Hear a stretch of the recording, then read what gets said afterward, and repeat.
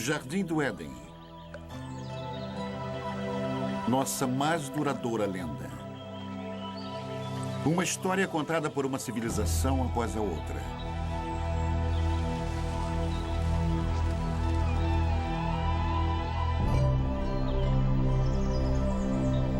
Uma história de sedução.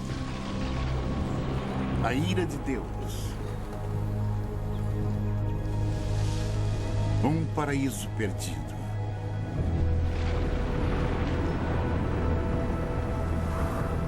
Mas será somente uma fábula? Existem provas de que as grandes histórias da Bíblia tenham sido verdade? De fato, existiu um lugar como o Éden?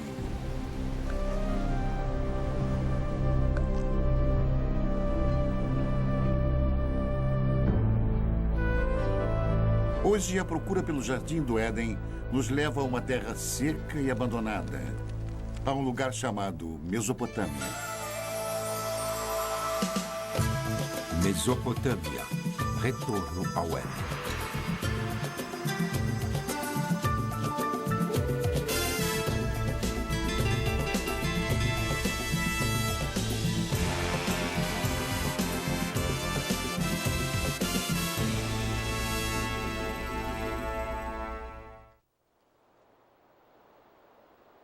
Esta é a terra onde as primeiras sementes de civilização humana foram plantadas. E foi aqui que 3 das maiores civilizações do mundo antigo surgiram: Babilônia, Assíria e Suméria.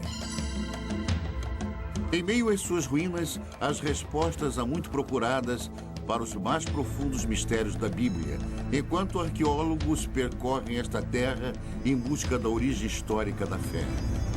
Nossa busca pelo Éden é uma viagem de volta ao passado. Primeiro até a Babilônia, a última dessas civilizações. Depois, mais distante no passado, até os assírios, os primeiros mestres da arte da guerra.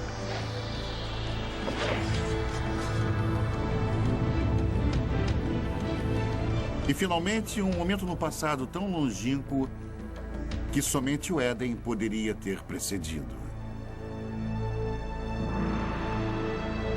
Até a Suméria e a criação da civilização em si. O grande arco da crescente fértil. Ao longo de mais de 6.000 anos, esta rica terra, situada entre os rios Tigres e Eufrates, deu início às primeiras grandes civilizações. Os gregos a chamam de Mesopotâmia. Nós chamamos de Iraque. Subpondo as camadas da história daqui, podemos trilhar as origens de nossas histórias mais antigas e nos transportar às raízes mais profundas da fé.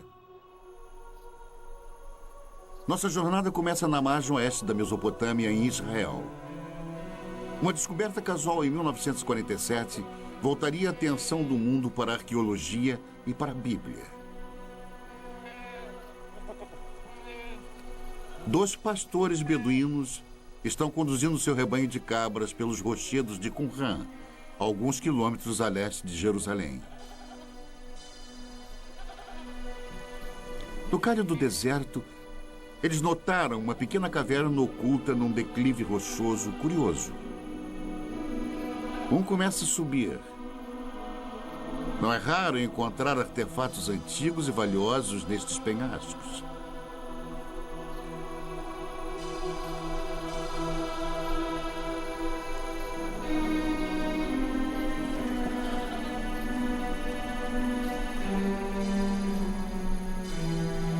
Dentro da caverna, o pastor descobre destroços de antigos potes, fragmentos de pergaminhos de couro e algumas folhas de papiro, tudo intocado desde o tempo de Jesus. Estas escrituras de uma seita judaica monástica chamada Essênios viriam a ser conhecidas em todo o mundo como os manuscritos do Mar Morto. Nas cavernas ao redor, centenas de papiros antigos seriam eventualmente descobertos. Uma delas provou ser a primeira versão do Antigo Testamento, incluindo os 5 primeiros livros fundamentais conhecidos pelos judeus como Torá. Os manuscritos do Mar Morto imediatamente se tornaram foco de um tremendo alvoroço internacional, enquanto eruditos e teólogos disputavam a posse e os significados deles. E a sensação foi importante. Isto foi descrito como um dos achados arqueológicos mais importantes.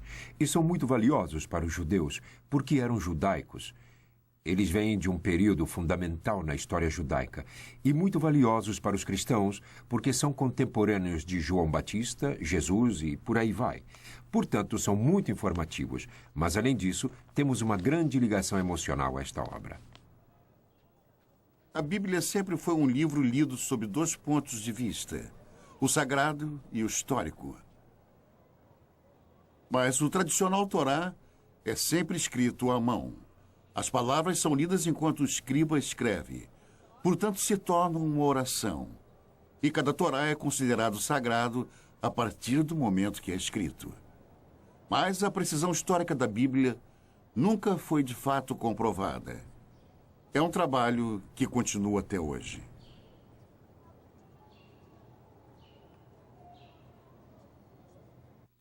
Alguns dos livros da Bíblia são excelentes livros de história. Aliás, os primeiros livros históricos que existem, e muito preciosos, pois temos comparado com outras fontes, e eles mostraram ser muito preciosos. Por isso são tão importantes.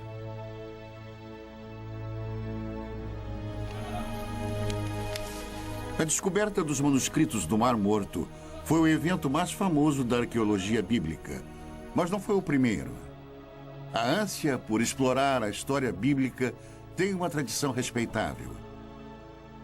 É uma procura que começou na Terra Santa, mas levaria à Mesopotâmia.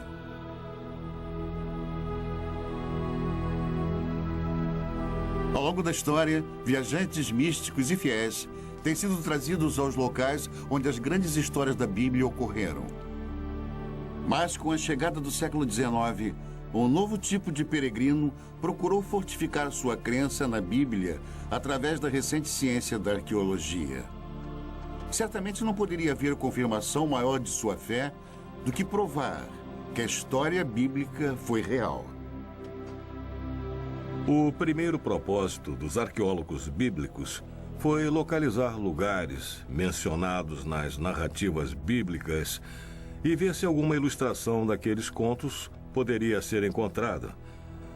Para usar a cerâmica antiga, as antigas muralhas da cidade, as antigas armas como ilustrações de histórias bíblicas que todos eles haviam aprendido na infância.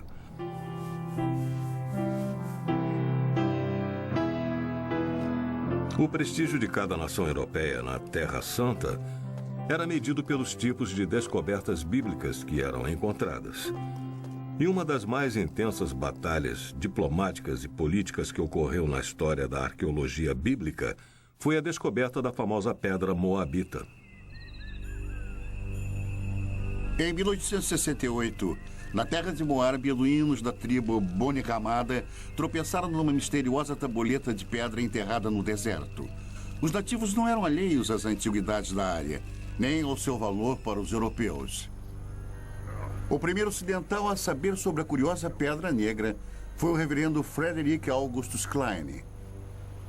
Ele imediatamente partiu para a terra deserta, cheia de bandidos, acompanhado somente por alguns guias beduínos. Klein era um missionário, não um arqueólogo. Logo que olhou para o peculiar entalhe de basalto, ele sentiu uma súbita animação, suspeitando que a tabuleta negra pudesse confirmar suas crenças mais profundas. Ele examinou a pedra e fez um molde simples da inscrição. Era numa língua que Klein desconhecia. De volta a Jerusalém, ele procurou ajuda para decifrar a pedra. Quando a notícia do achado começou a se espalhar, as ruas e bazares fervilhavam com os rumores de uma nova descoberta. A inscrição na pedra provou ser o relato do rei Moabe sobre uma batalha também descrita na Bíblia. Pela primeira vez, ali estava uma confirmação escrita, gravada na pedra, de uma história da Bíblia. Duas fontes de um mesmo evento. Para os fiéis, aquela era a prova que estavam procurando.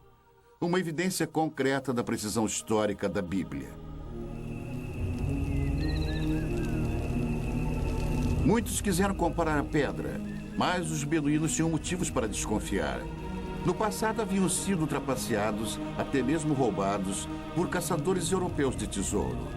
Supondo que algo tão estimado pelos europeus devesse conter ouro, eles jogaram a pedra no fogo na esperança de quebrá-la. Quando o fogo esquentava a pedra, eles derramavam água sobre ela e repetiram isso várias vezes, até que finalmente ela explodiu. Eles não encontraram ouro algum, e a pedra estava destruída.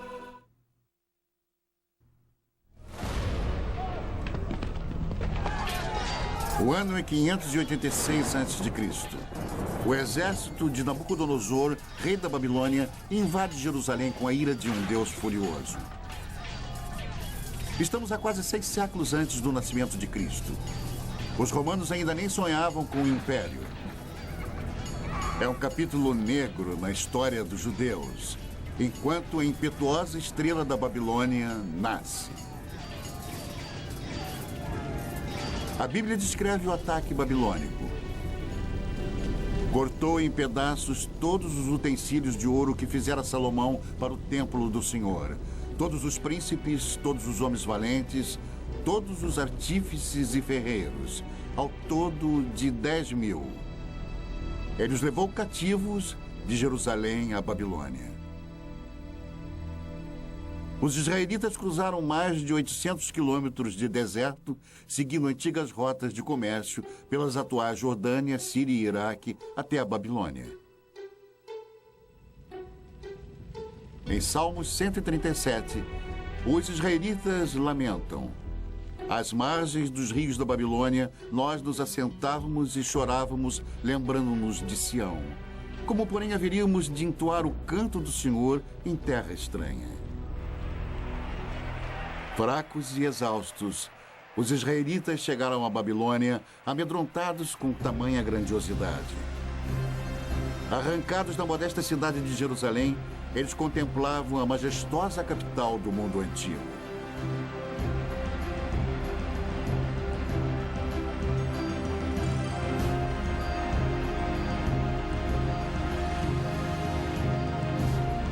Mas, de alguma forma, os israelitas conseguiram mais do que entoar o canto do Senhor nesta terra antiga. Eles também registraram. Se você pegar qualquer parte de uma fala e então escrevê-la, você está formalizando isso. Você imediatamente estabelece um texto que as pessoas podem criticar ou podem dizer: esta é a verdade, tudo mais é errado. Que eu considero como sendo o maior efeito das escrituras da Bíblia ou do Antigo Testamento. Hoje, as muralhas reconstruídas ao redor da Babilônia estampam o nome de Saddam Hussein. Mas um dia os tijolos exaltavam outro nome: Rei Nabucodonosor. Esta foi uma terra de muitos deuses e ídolos pagãos. Um local improvável para o surgimento de um dos textos mais sagrados do mundo. Na verdade, a grande diversidade babilônica criou o clima perfeito. E eles invadiram este solo cosmopolita. Até os mais educados e os mais cultos estavam sendo bombardeados com contato direto com outras pessoas, e digo pessoas diferentes. Os israelitas se viram numa violenta mistura de raças e línguas em conflito com deuses e demônios. Que cidade é esta? O Apocalipse perguntaria. Vestida de púrpura e de escarlate, adornada de ouro, de pedras preciosas e de pérolas. A morada dos demônios, covil de toda espécie de espírito imundo. Babilônia, a grande mãe das meretrizes e das abominações da terra. Mas em meio a todas as abominações, talvez até mesmo por causa delas, foi onde a Bíblia se tornou um livro pela primeira vez. Ameaçados por uma nova cultura esmagadora, escribas hebreus se empenharam em preservar e solidificar a identidade judaica. Durante 3 gerações de escravidão, os escribas uniram à tradição oral de Israel novas escrituras e textos sagrados em um único manuscrito. Nascia a Bíblia. Felizmente para eles, os babilônios eram bem liberais. Eles os permitiram manter sua própria cultura, sua própria religião, estudar seus próprios livros. Foi isso que preservou a Bíblia até os dias de hoje. Mas como os livros da Bíblia surgiram nos longos anos de exílio, a cultura babilônica teria influenciado profundamente o trabalho dos escribas israelitas. Eles eram pessoas muito cultas, eu suponho. Muitas das que foram exiladas. E escribas conversavam com escribas. Tenho certeza que foi assim que muita informação foi transmitida. E a troca de ideias e conhecimento deve ter sido, eu diria, devastadora, deve ter sido extraordinária. A Bíblia eventualmente refletiria as histórias e tradições dos babilônios e até mesmo das primeiras civilizações mesopotâmicas. Os israelitas não podiam ignorar a cultura próspera e os grandes monumentos babilônicos. Seus templos estavam entre as maiores construções do mundo antigo. Construções públicas enormes. Uma via processional, o palácio de Nabucodonosor, com seus legendários jardins suspensos, palmeiras, o rio. Se você tivesse cruzado o portão de Ishtar, teria sentido o odor da brisa. E era intencional. Você estava na presença de algo poderoso. Mas por todos os lados estava a cidade, as pessoas, os plebeus. Os desfiladeiros, travessas tortuosas, o tumulto de pequenas lojas. Multidões de pessoas caminhando, pequenos bairros, amontoados, cheios de vida.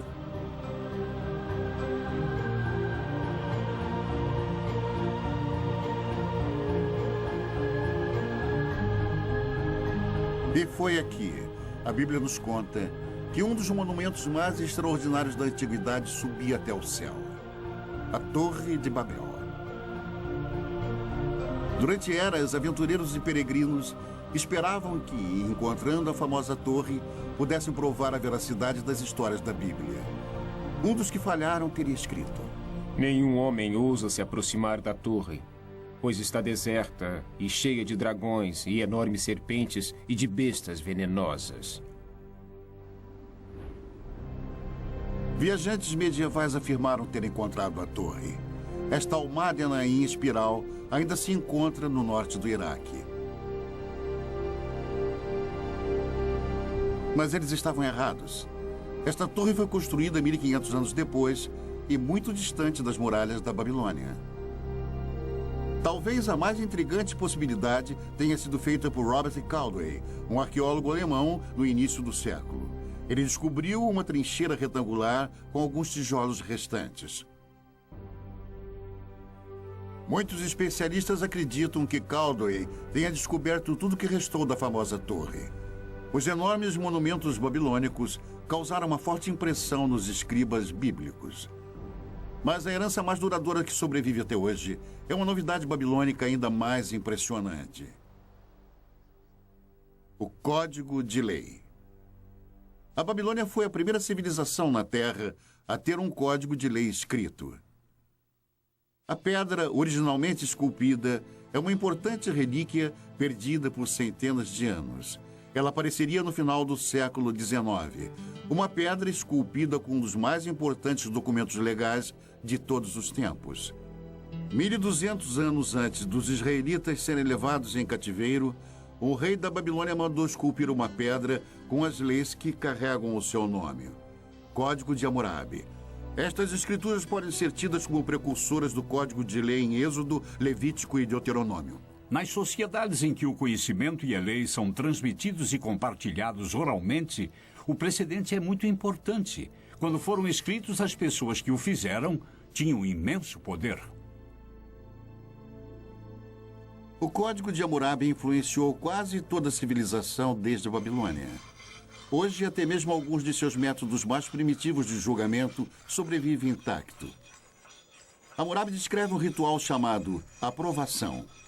Um teste doloroso, até mesmo mortal, de culpa ou inocência. Em algumas remotas tribos beduínas, a aprovação ainda é praticada tal como era feita no tempo de Hammurabi. Nesta rara filmagem, um sagrado chamado Mubashi irá julgar os acusados examinando suas línguas após eles lamberem uma colher de ferro quente.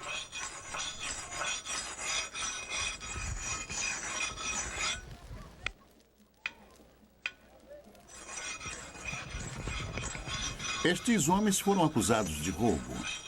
Eles devem se submeter à aprovação ou serem considerados culpados por omissão. Os membros da família assistem ansiosos enquanto os jovens rapazes se preparam para o ritual doloroso.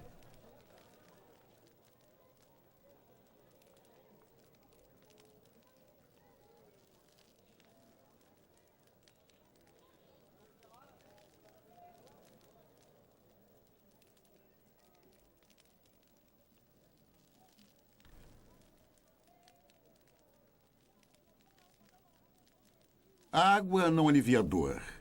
É para limpar e purificar o bebedor e prepará-lo para o julgamento. O homem sagrado reza e depois examina as línguas queimadas, buscando um sinal de Deus. Apenas o Mubashi pode definir culpado ou inocente e somente ele irá determinar o destino destes homens. Finalmente, um veredicto. Um homem é considerado inocente para grande alívio de sua família. O outro não teve tanta sorte. Declarado culpado, ele irá pagar pelo seu crime. A aprovação é um intrigante reflexo atual de Hammurabi, mas suas leis chegam ainda mais diretamente ao presente através da Bíblia.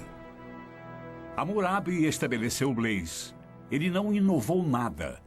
Ele apenas estabeleceu por escrito as leis as quais eram realizadas pelos antecedentes há centenas, se não milhares de anos. Olho por olho, dente por dente, e princípios como este, muitos dos quais ainda se encontram.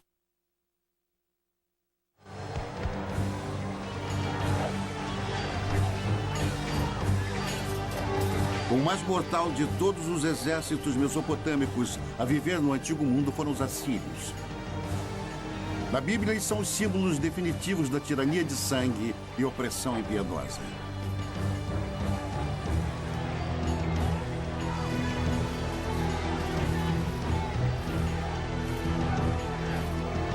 Cem anos antes de Nabucodonosor levar os israelitas em cativeiro para a Babilônia, a Bíblia nos conta que o rei assírio Senaqueribe atacou as terras dos israelitas. No segundo livro dos reis, a Bíblia diz: já tens ouvido o que fizeram os reis da Síria a todas as terras, como as destruíram totalmente.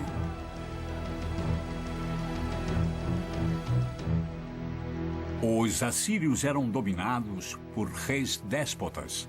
Eles acreditavam no poder absoluto. E poder absoluto significa controle. E o poder absoluto quase que invariavelmente se mantém no poder graças à eficiência e força militar. E os assírios mantinham uma enorme máquina de guerra forte e eficiente. E nas paredes dos palácios dos reis assírios estavam as narrativas de algumas de suas expedições, escritas de forma vaidosa, gloriosa, grandiosa e eloquente. Os assírios, eles poderiam tomar uma cidade e empilhar as cabeças dos cidadãos dominantes do lado de fora dos portões, ou pegavam o rei da cidade, o esfolavam vivo e pregavam sua pele no muro, mas todos faziam isso. O poder assírio, simbolizado pela caça ao leão real, estava nas mãos de impiedosos reis guerreiros. Até mesmo a Bíblia demonstra uma relutante admiração. Eis que a Assíria e todos os grandes povos se assentavam à sua sombra. Ezequiel 31. Enquanto a cidade de Roma estava no início, a Assíria era o maior império do mundo. Por mais de 1000 anos, Os detalhes sobre a civilização assíria eram poucos. Até a grande capital, cidade de Nínive, era desconhecida pelo mundo moderno. Então, em 1852, estas ruínas abandonadas foram exploradas pelo arqueólogo britânico Austin Henry Lerdy. O que Lerdy encontrou aqui no norte do Iraque foi nada menos do que a morada real de Nínive. Um tesouro intacto da civilização assíria. Cavando a terra como um minerador, Lerdy descobriu grandes touros alados e obras de arte espetaculares escondidas dos olhos humanos por um milênio. O mundo estava admirado e vibrante com a nova descoberta. Nínive era outra cidade bíblica encontrada, mais uma confirmação da precisão histórica da Bíblia. Porém, a mais fenomenal das descobertas de Lerdy foi a grande biblioteca de Nínive, uma extraordinária coleção de 22 mil tabuletas de barro gravadas com a escrita cuneiforme dos assírios. A única comunicação direta que temos com as pessoas do mundo antigo, de fato, é o que eles deixaram em seus escritos. Podemos saber através disso o que eles comiam, como era a sua medicina, como era a vida em família, como era a sua política e como viam a religião. Os detalhes da vida diária dos assírios revelam uma sociedade patriarcal, um mundo onde plebeus e principalmente as mulheres tinham poucos direitos.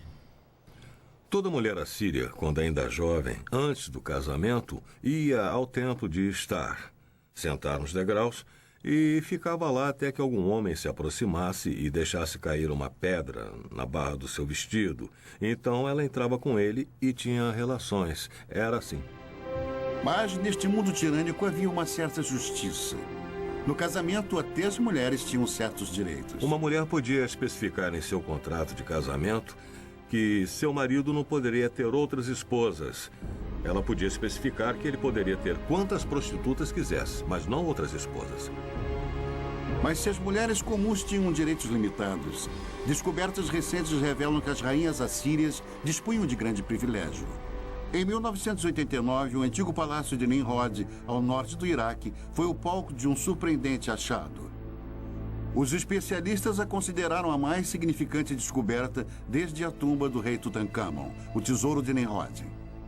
Enquanto nós limpávamos uma das salas, descobrimos que havia algumas indicações de um túmulo no subsolo. Nós tiramos tudo e tentamos nos dividir. E descobrimos que ali havia corpos de pelo menos 2 rainhas. Densos braceletes de ouro ainda enfeitavam os seus ossos. Um tesouro real, enterrados há mais de 2000 anos. Esta filmagem memorável, feita por arqueólogos iraquianos, é um registro exclusivo de suas extraordinárias descobertas. Pela primeira vez, a tumba de uma rainha assíria foi encontrada intacta. A sepultura real ainda exibia uma maldição para proteger suas ocupantes. Para aquele que abrir o lacre e me retirar de minha tumba, que seu espírito vague sedento sob os amargos raios do sol, e que os poderosos deuses do inferno permitam que seu corpo e sua alma jamais encontrem um descanso eterno. Ignorando a maldição, os arqueólogos escavaram mais de 56 quilos de joias lindamente esculpidas, globos de cristal e requintados entalhes. Os antigos assírios eram mestres ourives e artesãos. Mas o valor desse tesouro é bem mais alto do que vale em ouro. Quando mortas, as rainhas assírias esbanjavam riquezas. Mas em vida foram seus reis que fizeram história. Reis com sede de impérios. No ano de 701 a.C., o rei Senaqueribe e seu exército se puseram a caminho do deserto em direção ao mar Mediterrâneo. Os corajosos assírios estavam determinados a conquistar tudo que passasse em seu caminho. As cidades de Judá, inclusive Jerusalém, e seu rebelde rei Ezequias. Fortalezas e mais fortalezas tombavam diante dos assírios, mas foi a cidade de Laquis cuja brutal destruição está nos registros históricos e na Bíblia.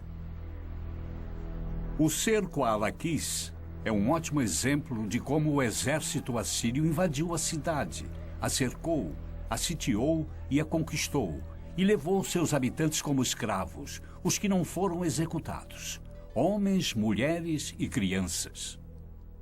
A técnica era muito simples, era uma conquista bruta, rápida e sistematicamente eficiente. E nos baixos relevos dos palácios assírios, dá para ver os mecanismos de cerco, os soldados avançando nas colinas com os escudos por cima os protegendo dos entulhos atirados. Mas eles não tinham chance. Os outros eram soldados profissionais, eram uma máquina.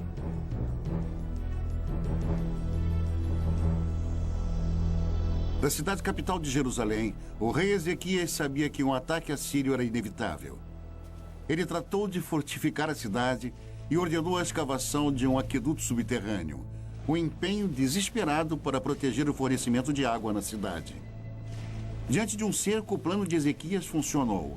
A Bíblia conta que Deus salvou Jerusalém e o rei da Assíria voltou humilhado para sua terra. A versão de Senaqueribe do conflito foi encontrada num prisma de argila enterrado em Nínive. Ele se equipara com a história da Bíblia nos mínimos detalhes, mas seu ponto de vista é bruscamente diferente. Mas quanto a Ezequias, o judeu que não se curvou em submissão ao meu domínio, 46 de suas cidades fortemente muradas eu ataquei e conquistei. O esplendor de minha autoridade o derrotou. As histórias são contadas de ângulos diferentes, mas estão de acordo. Se você tiver que contar sobre o que aconteceu hoje, e se tiver que contar, contaremos histórias diferentes. Temos a história de Senaqueribe invadindo este país. Cada uma conta basicamente sobre o mesmo evento histórico, completamente sem contradições. Sem contradições, exceto uma. O resultado na versão de Senaqueribe, Ezequias está confinado em Jerusalém como um pássaro na gaiola. Mas, segundo a Bíblia, os exércitos assírios estão contidos nas muralhas de Jerusalém. Este talvez seja o primeiro exemplo de manipulação de informações. O Deus dos israelitas dá a última palavra. Eu vou destruir os assírios em minha terra, a Bíblia diz. E assim disse o Senhor que os assírios serão derrotados. Muito antes, o Onipotente tinha desperdiçado uma civilização inteira. Não há uma única menção do nome deles na Bíblia, mas eles foram chamados Sumérios e contaram a história de uma grande inundação.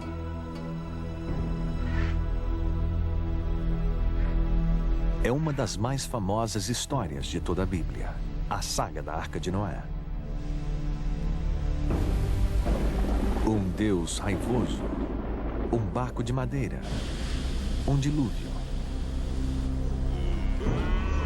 É a história de Noé e sua família fugindo para a arca com cada espécie de animal e sobrevivendo ao castigo da inundação, enquanto o resto da humanidade é destruída. É uma história primitiva, mexendo com nossas esperanças e medos mais profundos. Uma história encontrada na Bíblia, mas também em outro texto antigo, um texto descoberto nas ruínas dos Sumérios. No começo deste século, um grupo de blocos mesopotâmicos foram traduzidos. Eles revelaram a primeira lenda conhecida de uma enchente cataclísmica. O primeiro épico escrito do mundo é a história do mítico rei Gilgamesh. A história dele sobre uma grande enchente precede a da Bíblia por pelo menos 2000 anos. Por 7 dias e 7 noites, uma enchente tinha invadido a terra e o barco gigante foi lançado pelas tempestades. O barco navega até uma montanha. Ele solta os pássaros, que é a história que tem uma semelhança com a enchente bíblica. É uma história maravilhosa. Mais de 5.000 anos atrás, a história do grande dilúvio foi contada primeiro aqui, nas cidades antigas da Suméria, Uruk, Eridu e Ur. Na Suméria, encontramos o início de quase tudo que nos fez civilizados. Eles inventaram a roda, o governo e a jardinagem. Suméria, a primeira civilização na Terra. Em uma terra sem pedra, eles projetam tijolos de barro, como aqueles ainda feitos e usados hoje. E daqueles simples blocos de construção, eles levantaram os primeiros grandes monumentos, chamados zigurats, construindo templos que invadem dezenas de metros pelo ar. Os sumérios inventaram 1 minuto de 60 segundos e até mesmo o adolescente problemático. Onde você foi? Não fui em lugar nenhum. Se você não foi a lugar nenhum, por que fica perdendo tempo? Vá para a escola. Fique na frente do seu professor. Narre a sua lição de casa, escreva o seu trabalho. Você me entendeu? Sabemos sobre os sumérios, o que fizeram em suas vidas diárias, graças à mais impressionante invenção deles, a escrita. Nós conhecemos a mais antiga lenda deles e seus segredos mais íntimos, porque alguém escreveu. Foi algo que ninguém havia feito antes.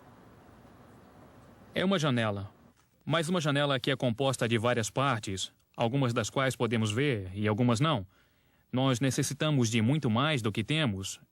Então, o que temos é espetacular. Em alguns casos, nós também temos que ter em mente que há parte das vidas das pessoas que nunca vemos e que nunca veremos porque há pessoas cuja escrita não foi levada em conta. 5.000 anos atrás, alguém escreveu sua história na argila, nos dando uma ideia de um mundo no seu primeiro relance de civilização. Como um povo, os sumérios eram de certa maneira muito autênticos. Eles se preocupavam sobre conhecer outras pessoas e beber cerveja e coisas assim. E há várias coleções de poemas que relatam as preparações de uma mulher para o seu amante e como ela se veste e espera pelo seu amante. O centro desta civilização era a cidade perdida de Ur, onde se imaginava ser o lugar de nascimento de Abraão, o primeiro dos patriarcas bíblicos.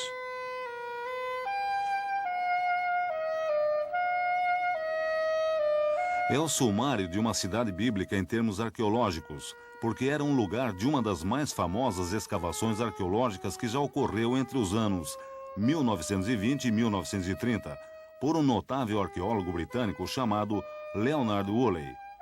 Um arqueólogo britânico descreveu a arqueologia como sendo a ciência dos detritos ou restos, o que é verdade.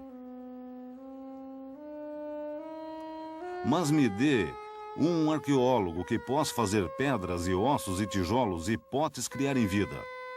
Leonard Woolley era assim.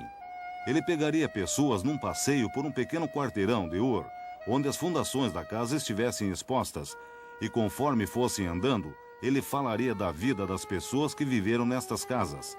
Falaria sobre os fornos, as janelas, os tetos rebaixados, os móveis. E Ur, nas mãos de Woolley, ganhava vida. Woolley cavou este enorme buraco. Ele ia através da cidade e se tornava cada vez menor. E então havia esta inútil camada de lodo. E Woolley recontava como a mulher dele veio e olhou para aquilo. E ela era uma senhora simples. Olhou para aquilo e disse: "Oh, aquilo é a enchente." E luzes se acenderam. E Woolley disse que isto era uma evidência do dilúvio bíblico. E o que ele fez? Trouxe dinheiro. E Ur foi uma das escavações que foi vendida brilhantemente.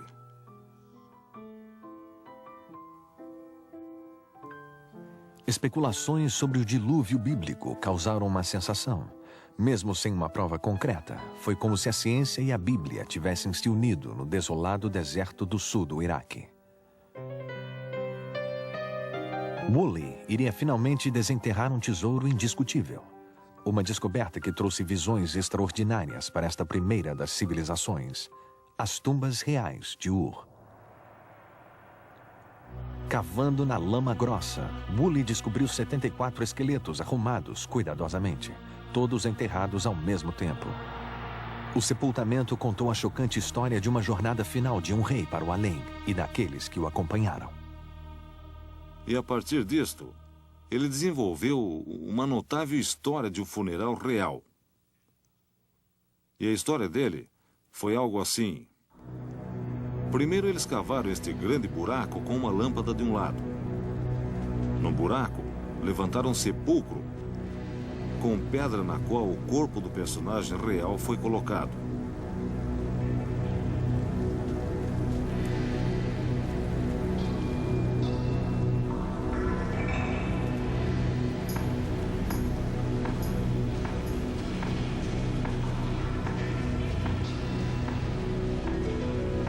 Então, a corte inteira entrou no buraco.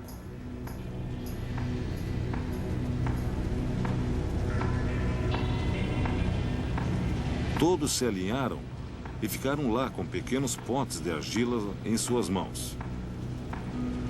E então, no sinal, todos beberam veneno.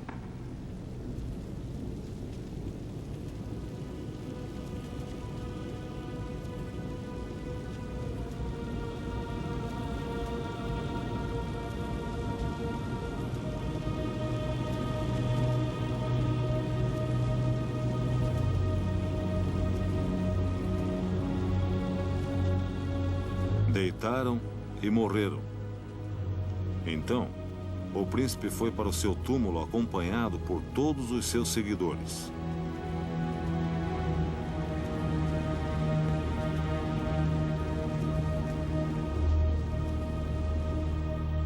Isto se tornou uma das grandes descobertas, um dos maiores funerais contados na arqueologia da história antiga.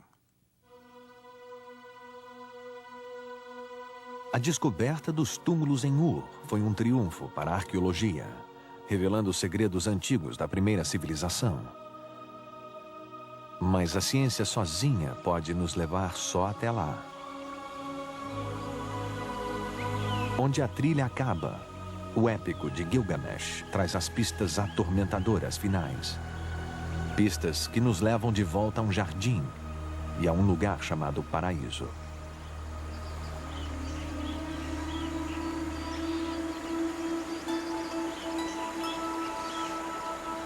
Ah, o Jardim de Éden.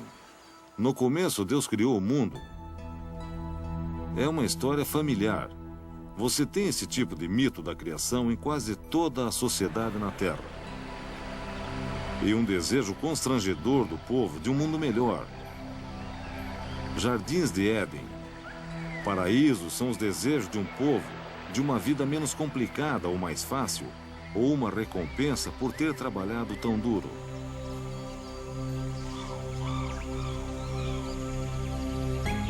No antigo épico sumério de Gilgamesh, o nome dado ao paraíso é Dolmen. É um lugar além da habitação humana normal e como se apresenta no mito sumério da enchente, que é onde os sobreviventes da enchente foram morar. E há outros mitos que mostram Dolmen como um lugar onde tudo era perfeito. Dolmen aparece na lenda mesopotâmica como uma espécie de jardim do Éden. Como um tipo de paraíso, um lugar de verdejante frescor e água abundante, e ventos e brisas. É um lugar de maravilhas, um lugar perfeito. É também o lar para uma serpente. No épico antigo, a serpente rouba a flor que gera a imortalidade. E assim como Adão, Gilgamesh deve deixar o jardim e morrer. A ideia do paraíso parece universal. Mas no que se baseia? Este lugar existiu? A resposta indica um lugar encantado e real. 640 quilômetros ao sul da antiga cidade sumeriana de Ur, fica a ilha de Bahrein. Um mercado essencial nas rotas do comércio através dos desertos áridos e mares salgados da Mesopotâmia.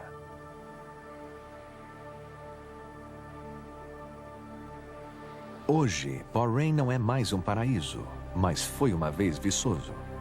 Uma vez esta ilha teve água abundante e também abundante vida. Uma vez, há muito tempo, isto era Dolmen. Mas era o paraíso? Comparando com o deserto nos arredores, certamente parecia ser. Havia tanta água aqui que o que é agora é uma ilha deserta. Floresceu. Era um jardim produzindo frutas suculentas. E havia pessoas aqui que aparentemente levavam uma vida abençoada. Mais de 85 mil túmulos encontram-se nesta paisagem, provavelmente mais do que em qualquer outro lugar do mundo antigo. Os ossos antigos nos contam que esses povos eram mais altos e mais saudáveis, e eles viviam mais que as outras pessoas da região. E nos túmulos está a mais surpreendente chave: os restos de cobras, ritualmente embalsamadas em algum lugar no passado há mais de 4.000 anos. Aqui em Bahrein, nós encontramos a serpente do mesmo jeito que a encontramos no épico de Gilgamesh, e do mesmo jeito que a encontramos na Bíblia. Nossa jornada de volta ao tempo cruzou as terras onde os babilonianos, os assírios e os sumérios antigos uma vez estiveram. É possível se arriscar ainda mais para a terra que oculta as pegadas de Adão?